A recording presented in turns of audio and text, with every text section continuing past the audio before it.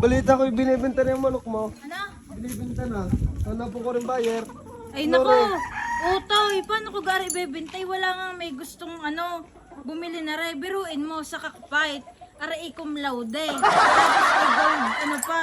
Gold medalist. Oo, nako. Eh tingnan mo naman ang daming ano, quality yan. Oh, pinapatutor ko pa.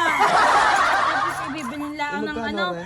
bibilin lang ng 5,000. Hindi ari. Magkano? Abay, tingnan mo naman kung gaanong kadaming medal na yan. May silver, may gold, tapos cum laude pa, digay quality. Hindi ko pagbibinta yan. Baka mga 5,000, hindi pwede, dapat mga ano, 20,000. Mahal naman.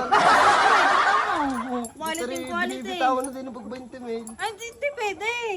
Sabihin mo sa kausap mo, hindi ko maibibinta. Tingnan mo naman, oh.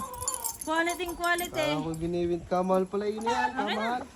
Hindi pwede, ito mo. Gold tunig yan. Oo, sikat arehang manok na are. Parang pinagawa mo lang. Hindi, cum laude sa school.